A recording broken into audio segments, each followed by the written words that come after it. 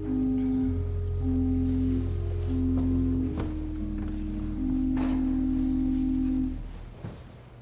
you all please be seated?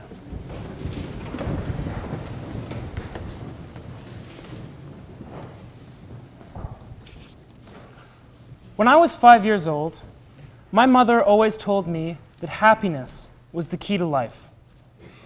When I went to school, they asked me what I wanted to be when I grew up, and I wrote, happy. They told me I didn't understand the assignment, and I told them they didn't understand life. Now, as much as I wish I were this witty, this is not my story, but rather a famous quote by the late and great John Lennon. As many of you may know, John Lennon and the Beatles have written some of the most profound lines of all time, ranging from "he bag production, he got walrus gumboot," to "we all live in a yellow submarine, yellow submarine, yellow submarine." Okay, so maybe those aren't the best examples, but this quote definitely ranks up there in terms of the most profound quotes of all time. Or should I say, most profound quotations of all time. Sorry, Dr. Walden. Anyways, I digress. What I'm really getting at is that John Lennon hit the jackpot when he realized that the most important thing in life is being happy. And that's what I want to talk to you all about today, being happy. Good morning, everyone. My name is Thomas Akdeniz, and I am happy. I'm happy to be here. I'm happy to have the opportunity to speak to you all this morning. And I'm very happy that Ken and Lennox spent 10 minutes last week talking about quantum mechanics, one of my, shall we say, guilty pleasures. I'm happy that I can talk to you about happiness. I truly believe that above everything, the most valuable thing is simply being happy. Not only self-happiness, but also the happiness of those around us. Fortunately, I find these two different types of happiness are often joined hand in hand. I hope that all of you leave this chapel today, if not a little bit happier, than with at least a slightly more in-depth understanding about the world's most powerful word, happy. I'd like to start with a brief anecdote of why I chose to speak about happiness today. Let me take you back to grade 7. A much smaller and slightly blonder Thomas walked the halls with a fake persona of arrogance. I never told my friends how much I loved learning, in fear that they would reject me. I did things I thought were morally wrong, just because I was spurred on by my friends.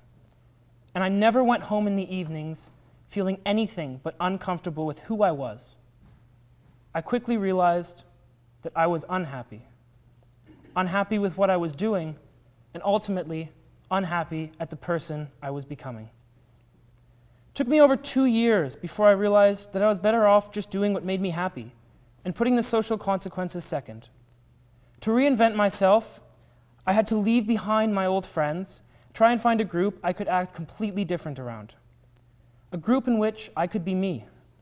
I spent almost 2 months sitting alone in the dining hall as much as I could to avoid the awkwardness of sitting with either old friends who disliked me for leaving them, or new people who disliked me for hanging out with my old friends in the first place. I have to admit, I didn't feel any happier. But then a group called Hold the Phones started to accept me as a friend. All of a sudden, things started looking up. As weird as it seemed to me at the time, the band members accepted me for all of my natural idiosyncrasies. Suddenly, I could be myself. And since then, I've done nothing but that, and couldn't be happier. Let me talk about Hold the Phones for a moment, because they become crucial in the next part of my speech. The band Hold the Phones now consists of Ben Edgecombe, Michael Saunders, David Solomon, and myself. We play music.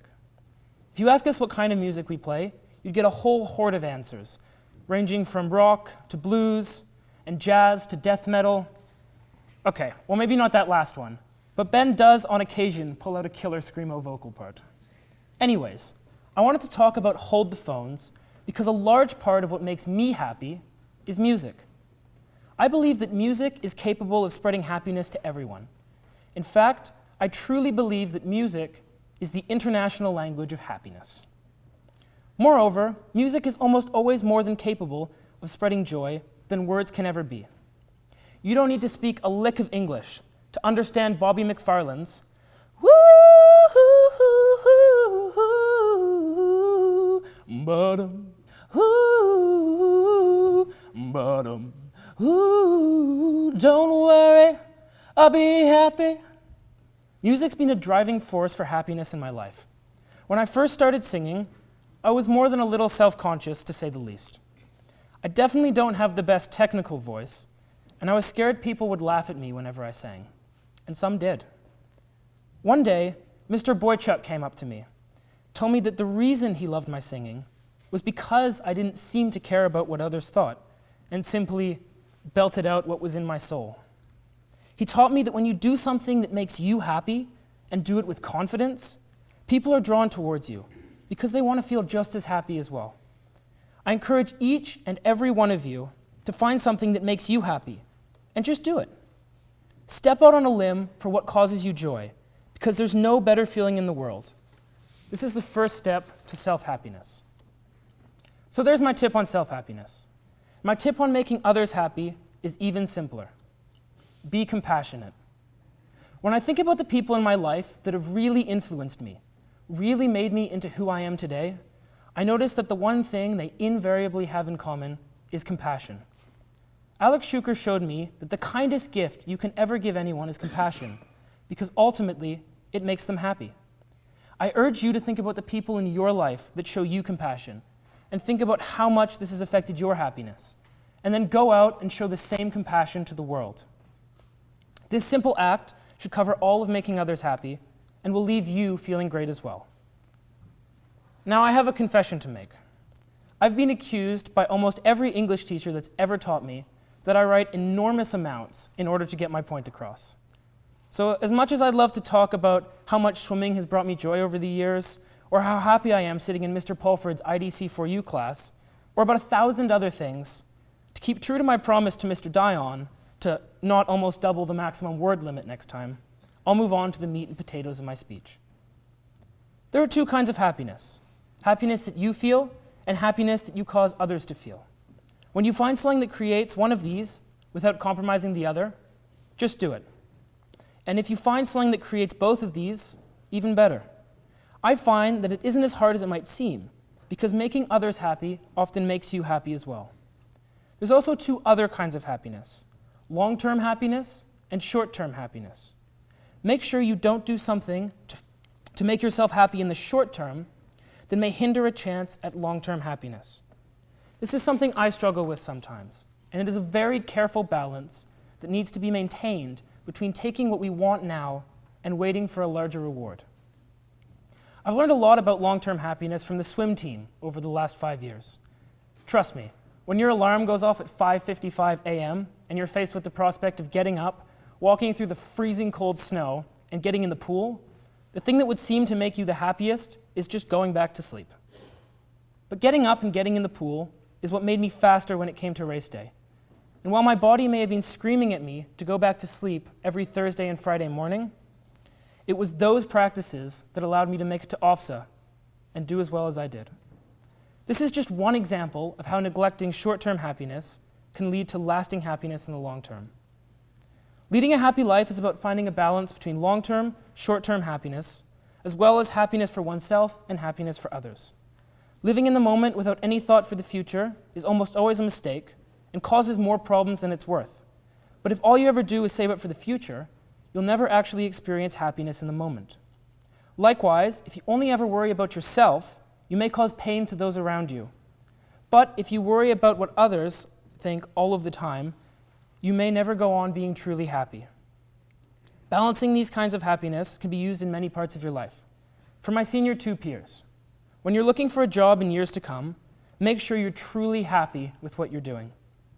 As my father always says, life is just too short to work through your unhappiness for the purpose of making money. All of a sudden, you'll be 80 years old, wondering what you can possibly spend all that money on to make up for 60 years of unhappiness. Simply find a job that makes you happy, Thomas, and do it. This applies for university choices too. If the decision comes down to where you think you'll be happy and where you think has a slightly better reputation, go where you'll be happy. You'll thank yourself for it in the long run. Before I finish, I want to say one of my favorite blessings of all time. When I first heard it here at Appleby, I was stunned at how much wisdom could be packed into so few words. And today, almost 6 years after that first time, the quote sits on my wall right behind my desk, reminding me to always be happy. Please bow your heads. May God give us grace not to sell ourselves short, grace to risk something big for something good, grace to remember that the world is now too dangerous for anything but truth and too small for anything but love. Amen. Find something that makes you happy. Go out on a limb to do that thing as confidently as possible. Try and find a balance between long-term and short-term happiness, as well as your own happiness and the happiness of others. And most importantly, listen to more music, especially happy music. It'll just make you happier. With that in mind, would you all please stand and sing hymn 662?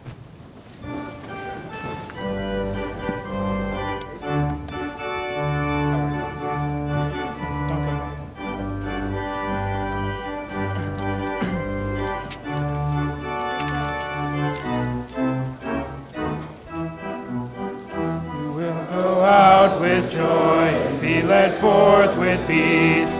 The mountains and the hills will break forth before you. There'll be shouts of joy, and all the trees in the field will clap their hands. And all the trees of the field will clap their hands. The trees of the field will